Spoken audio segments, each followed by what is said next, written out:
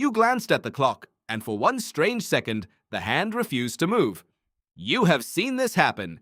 You look up at a wall clock or down at the corner of your phone, and the second hand seems to hang in the air a beat too long before it finally ticks. For just a moment, time stalls.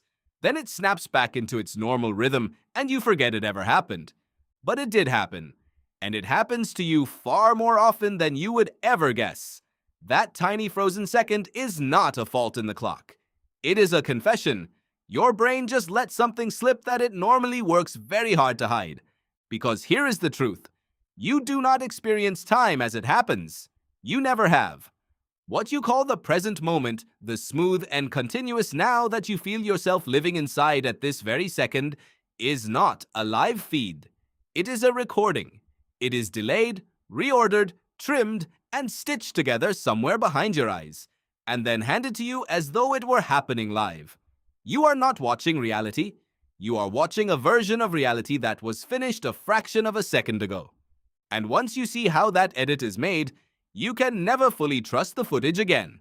Start with that frozen clock, because it is the easiest lie to catch. There is a name for it. Scientists call it chronostasis, and a researcher named Keelan Yarrow studied it closely.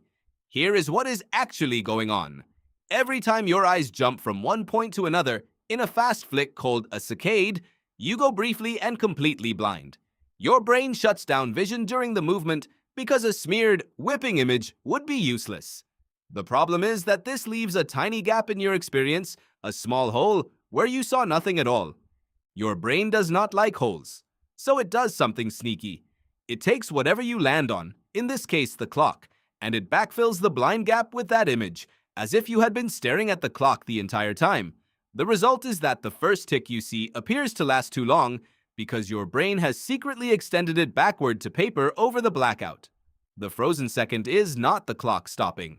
It is your brain caught in the act of editing your past to hide a missing piece. Does that unsettle you a little? It should.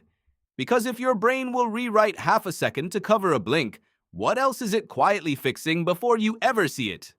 The answer is almost everything. And to understand how deep this goes, you have to meet a scientist named Benjamin Libet.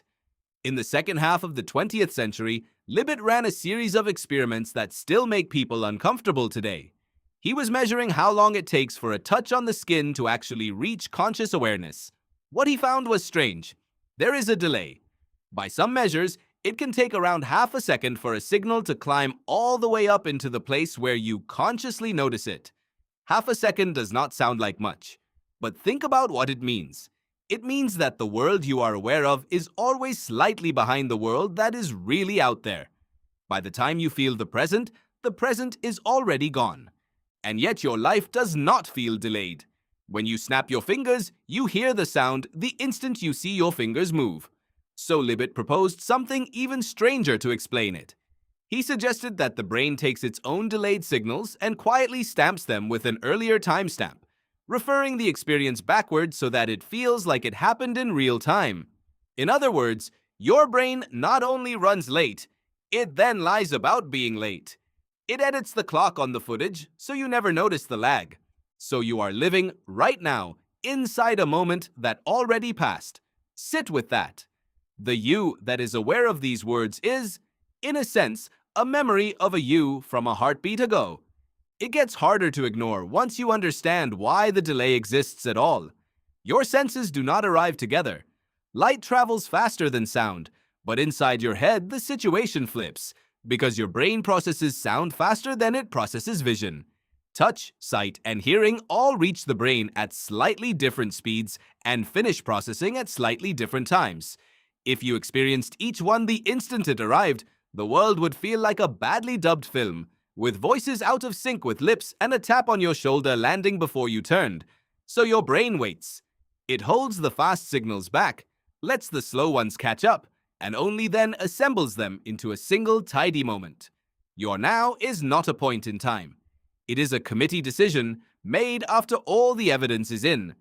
This is why the neuroscientist David Eagleman likes to say that your conscious experience is the last thing to know about anything. Your brain runs ahead in the dark, gathering and sorting, and then serves you the polished result.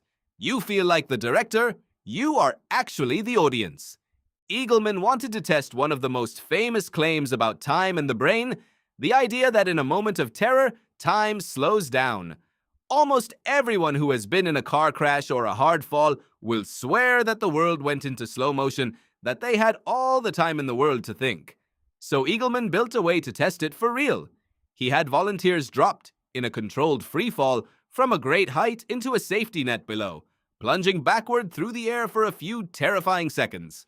On each person's wrist, he strapped a special device that flashed numbers slightly faster than the eye can normally read. His reasoning was simple. If fear really does speed up your perception, if time truly slows from the inside, then during the fall, the volunteers should be able to read those impossible numbers. They could not. Not one of them could read the device any better while falling than while standing safely on the ground. So time did not actually slow down during the terror. But here is the twist that matters. When you asked the volunteers afterward how long their own fall had lasted, they massively overestimated it. The fall felt much longer in memory than it truly was. And that is the secret.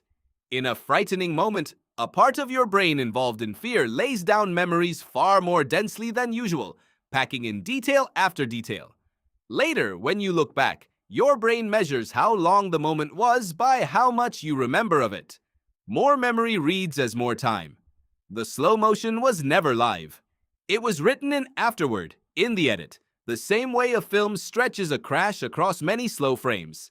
You did not experience time slowing. You remembered it that way. And that single fact, that your sense of time is really a measure of how much you remember, explains one of the most haunting feelings of being alive. Think about how endless a single summer felt when you were 8 years old. Now think about how a whole year seems to evaporate now. The days are the same length they always were. So why does time keep speeding up as you get older? Researchers who study the brain's internal clock, including work in the tradition of the scientist Warren Mech, have shown that we carry something like an inner pacemaker, a rhythm the brain uses to measure intervals, and that it can be sped up or slowed down by attention, by emotion, and by chemicals like dopamine. But the deeper answer comes back to memory and novelty. When you are young, almost everything is new. Every first is a fresh, vivid memory, densely recorded, and so each stretch of time feels rich and long when you look back on it.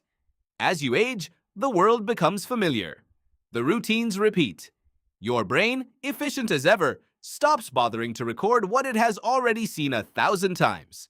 Fewer new memories means a thinner recording, and a thinner recording reads, in hindsight, as less time. The year did not get shorter. You simply stopped writing it down. Which means the way to slow time back down is not to find more hours. It is to give your brain more to remember. New places, new skills, new faces, and routes and risks. Novelty is not just pleasant. It is, quite literally, how you make your life feel longer from the inside. So step back and look at what you actually are. You are a creature who lives half a second behind the world, who is blind during every flick of the eyes and never notices, who feels moments stretch and shrink, based not on reality, but on how much got recorded. The seamless, honest, real-time stream of experience you have trusted your whole life is a beautiful piece of editing, produced by a brain that would rather give you a smooth story than a true one. It is not lying to deceive you. It is lying to protect you, to spare you a world that would otherwise feel broken, delayed, and full of holes. Still, now you know the trick. So the next time you glance at a clock and the hand seems to hang frozen in the air for that one impossible second, do not look away and forget it. That is not the clock pausing for you. That is the only honest moment your brain will ever show you. The instant the edit slips and time, just for a heartbeat, tells you the truth.